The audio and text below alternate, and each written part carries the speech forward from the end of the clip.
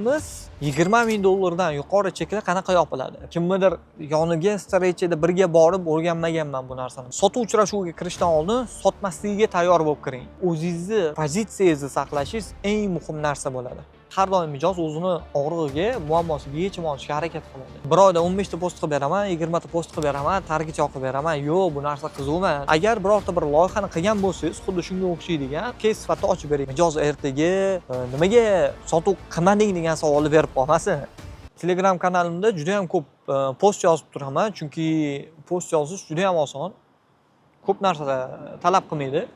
Shunchaki xulosalarni mashinada, ofisda, u yoqda, bu yoqda yozib yuborsa bo'ladi. Lekin YouTube'ga bu narsani kontent qilib chiqish uchun albatta o'ziga yarasha vaqt oladi, boshqa uchun Telegram kanaliga o'tib qo'yinglar. Xo'p. Bugungi mavzuyimiz $20,000 yuqori cheklar qanaqa yopiladi? Bu shaxsan o'zim eksperiensimdan o'tgan narsa bo'lgani uchun bu narsani aytishga qaror qildim. Shunchaki osmondan olib yoki bo'lmasam shunchaki kimnidir yoniga strechida birga borib o'rganmaganman bu narsani. Konkretniy o'zim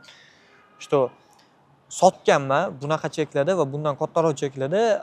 Aynan shu sababli mana shu narsani o'zim uchun ishlaydigan instrument sifatida yozib olganman. Birinchisi, sotuv uchrashuviga kirishdan oldin sotmasligiga tayyor bo'lib kiring. Ya'ni siz sotuv uchrashuvida men bugun sotishim kerak degan kayfiyat bilan emas, sotmasam ham okey. Mijoz xohlasa sotib oladi, sotib olmasa ham okey degan kayfiyatda. Sotmasligiga tayyor bo'lib kirish kerak. Bu eng muhim qoida hisoblanadi. Sabablarini tushuntiraman. Siz deylik men tengi insonsiz yoki bo'lmasa mendan kattadirsiz balki mendan yoshroqdirsiz. Sotuv uchrashuviga kirib 20,000 chek aytayotganingizda o'zingizni pozitsiyangizni saqlashingiz eng muhim narsa bo'ladi. Narx aytayotganda siz o'zingizni holatingizni, pozitsiyangizni saqlashingiz, strecha davomida o'zingizni qanaqa tutishingiz bu eng muhim narsa bo'ladi. 20,000 chek aytib qo'yib maksimalni sotishga harakat qilib turib, nima qildik aka, boshlaymizmi, qachondan ish boshlasak bo'ladi yoki bo'lmasa aka 20,000 bo'ladi-da, davaychi siz 15,000 bering, ertadan ishni boshlaymiz. Yo'q, unaqa emas. Bu sizga B2C emas, bu konkretniy B2B. O'shaning uchun sotmaslikka tayyor bo'lib kiring. Shunda siz o'zingizni pozitsiyangizni saqlay olasiz, shunda erkin strechani o'tkaza olasiz. O'zingizga ishonch bilan o'tkaza olasiz. Eng muhim bosqichlardan bittasi klientni eshitishni o'rganing. Mijozni eshitishni va uni og'rig'ini aniqlashni o'rganing. Umuman olganda birorta bir mijoz sizdan xizmat sotib olmaydi, ular sizdan o'zini og'rig'iga yechim olish xohlaydi. Masalan, tushuntiraman, marketing xizmati sotyapsizmi? Marketing xizmati sotayotgan bo'lsangiz, mijoz sizdan qilib bergan 15 ta yoki 20 ta videoyingiz yoki bo'lmasam ishlagan ishingiz yoki bo'lmasam grafik postingiz uchun bunaqa katta summani to'lamaydi. Chunki bu narsalarning tan narxi arzon turishini mijozingiz ham yaxshi biladi. Yana bitta narsa, har doim mijoz o'zini og'rig'iga, muammosiga yechim olishga harakat qiladi. Bekordan bekorga vaqtini sarflashni, pulini sarflashni xohlamaydi. Shuning uchun eng muhim narsa siz mijozni eshitishingiz va uni muammosini aniqlashingiz va unga to'g'ri yechim taklif qilishingiz. O'sha muammosiga yechim aynan sizni xizmatingizda ekanligini ko'rsatish. Bir oyda 15 ta post qilib beraman, 20 ta post qilib beraman, targ'ib yoqib beraman. Yo'q, bu narsa qiziqmas. Eng qizig'i, ular orqali u nima oladi? Prosmotr, brand awareness oladi, targ'ib yoqadi, lead oladi. Qanaqa lead oladi?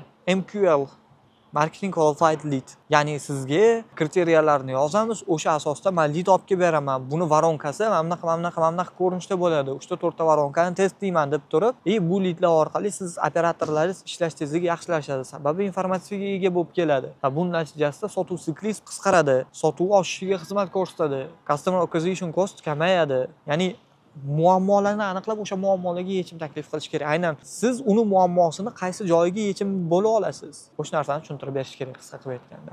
Uchinchisi, yechimni aniq ko'rsating, hech qanaqa mavhumlik qolmasin orada. Ya'ni klient tushunmaydigan yoki bo'lmasam klient tushunishi qiyin bo'lgan tilda gapirmang, sizni yechimingizni aniq ko'ra olsin. Case doirasida bo'lsa, ayni muddao. Ya'ni birorta bir case ochib, o'sha bo'yicha ko'rsatib beradigan bo'lsangiz, juda ham zo'r bo'ladi.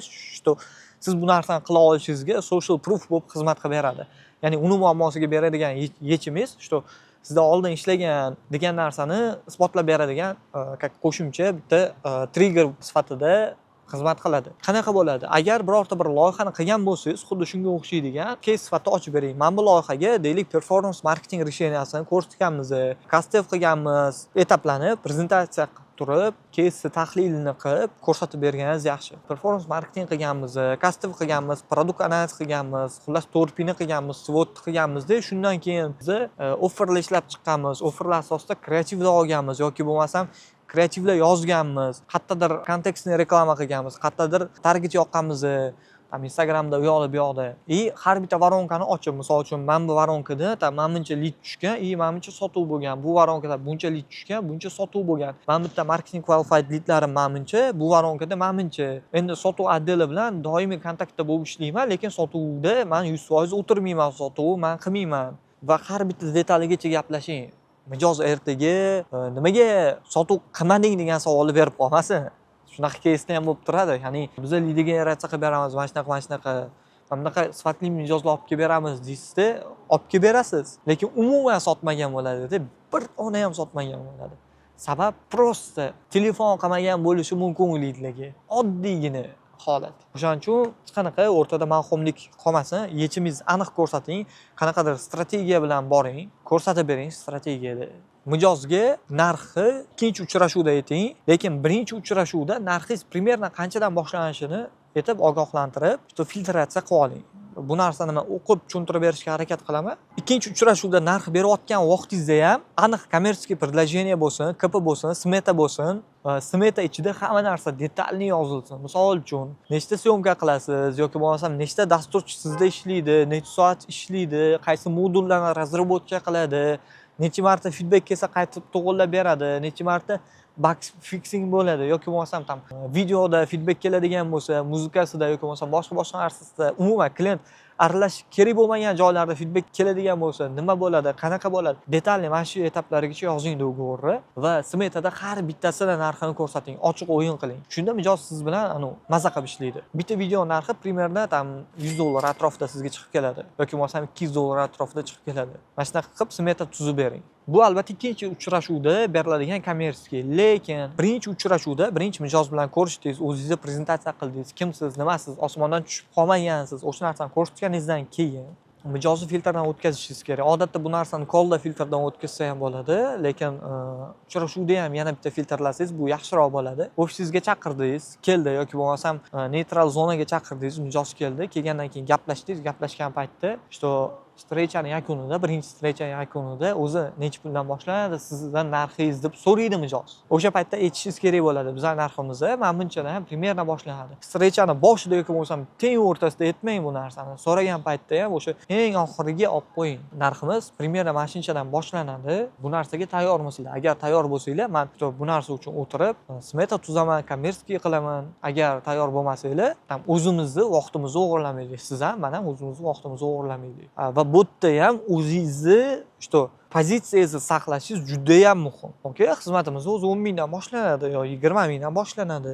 Sizlarga bu narsa to'g'ri keladimi? Agar to'g'ri keladigan bo'lsa, smeta qilib berishadi, bolalarga aytaman. Agar to'g'ri kelmaydigan bo'lsa, bir-birimizdan vaqtimizni o'g'irlab qo'ymaylik deb gaplashish kerak. Boya aytganimdek, ya'ni birinchi qismiga qaytamiz. Sotuv uchrashuviga sotmaslikka tayyor bo'lib turib kirish. Chegirmada juda ko'p mutaxassislar mana bunaqa holat bo'ladi. $20 ming chek etdimi yo $30 ming chek etdimi? Mijoz qaraydida, uka, senga 20 ming emas, 10 ming beraman, davay proyektimni qilib ber deydi. Unaqa holatda 10 ming pul, bilaman kimdir o'sha 10 mingga ham sota olmagandir yoki bo'lmasam kimdir ustiga 80% marja qo'yar. Shunaqa holat bo'lsa, mijoz chegirma so'rasa, 5 ming, 10 ming kattaroq summa so'ragan. Okay, bizda konkretniy smeta chiqarildi. Narx ma'qul keladigan bo'lsa, ishlaymiz. Chegirma so'rayaptimi? Okay, maksimalni beriladigan chegirma 1%. Undan ortiq emas. Yoki bo'lmasam bonus sifatida qo'shimcha nimadir qilib bering. Maksimalni chegirma qilmasligiga harakat qiling. Klientingiz siz bilan narx ustida talashyaptimi? Sizning xizmatingiz ma'qul keldi. U sotib olishga tayyor. Shu xolos. Chegirma so'rayaptimi? Bo'ldi. Eng qizig'i, siz qanaqa qilib shuncha hisob-kitob qilingan narsani yana chegirma qilib berishingiz mumkin. Hamma narsasi detalli hisob-kitob qilindi-yu. Yaqinda menda ham xuddi shunaqa case bo'ldi. 25 ming do'gur, 20 ming beraman. Yo'q, aka, unaqa to'g'ri kelmaydi. 1% skidka qilib beraman. Yo'q, bo'ldi, bu yoq bo'ldi, talashdi. talashmadik. U narx aytdi, men narx aytdim. 2% skidka bilan shu bilan сделка yopildi. Ya'ni ish boshlandi. Skidka qilib bermagan holatimda ham olarmidi? Nu-da, olishi mumkin edi. 2% skidka necha pul bo'ladi? 25 minglik сделкада. O'shaning uchun katta сделкаlarda maksimalniy o'zingizni pozitsiyangizni saqlashga harakat qiling va chegirma so'ragan paytda birdaniga juda katta summani chegirma berib yuborishingiz mijozda shubha uyg'otadi. Demak, buni marjasi juda ham katta ekan. Demak, bundan oldin bunaqa ish qilib ko'rmagan ekan. Demak, men buni teng yarmida ham olsam bo'lar ekan. Buni tan narxi juda ham arzon ekan degan xulosalarga kelib qoladi. Eng muhim bosqichlardan bittasi shu. Sotib olmasa ham okey. U klientga sotmadingizmi? Peshonangizda yozgan bo'lsa, boshqa joydan o'sha pul keladi. Всё. Yana bitta muhim bosqich. Klientni o'ylash uchun vaqt bering. Boya aytganimdiki, boshida aytdim, что mijozga narx berdingizmi? Mijoz o'ylab ko'rsin 1 oy, 2 oy, 3 oy. Sikl prodaja bor. Ya'ni sotuvi o'sha birinchi kontaktdan keyin sotuvgacha bo'lgan jarayon bor. O'sha jarayon o'ylab olish uchun vaqt bering. Siz kartoshka sotmayapsiz yoki bo'lmasam qanaqadir $200 narsa sotmayapsiz yoki bo'lmasam qanaqadir ingliz tili kitoblari, shunga o'xshaydigan narsa sotmayapsiz. B2B'da sotib qo'yasiz. Siz mijozga har kuni telefon qilib turib, "Aka nima bo'ldi? Qachon ishni boshlaymiz? Nima qilamiz?" Qanaqa? Yo'q. Bunaqa sotuv bo'lmaydi B2B'da.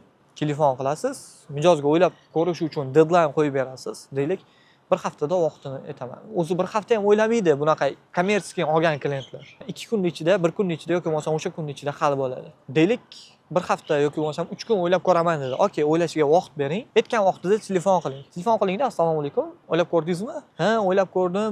Bu yoq chaynalishni boshlaydi, narxini kelishi yo'q. Yo'q aka, bizda narx shu. Agar ma'qul keladigan bo'lsa, ish boshlasak bo'ladi. Agar bo'lmasa, o'ylab ko'ring yana bir deb turib, pozitsiyani saqlab, chiroyli ohangda klient bilan xayrlashing. Xayrlashmang, yana kontakt qilamiz, gaplashamiz, aloqaga chiqavering. Agar qaroringiz o'zgarsa degan ma'noda chiroyli kontakt qo'ying. Klientga har kuni ertalab telefon qilib, "Aka, nima bo'ldi? Pul tashlab qo'yasizmi? Aka, ish boshlaymizmi?" deb telefon qilsangiz. Bo'lmaydi bu. B2C bilan B2B ni aralashtirmanglar va ba'zi bir hozir videoni ko'rgan B2C'dagi sotuvchilar, iltimos, B2B'ga kirib ko'rmasdan turib, izohlarda qanaqadir fikr bildirmanglar. Obuna bo'lib qolinglar, gaplashamiz.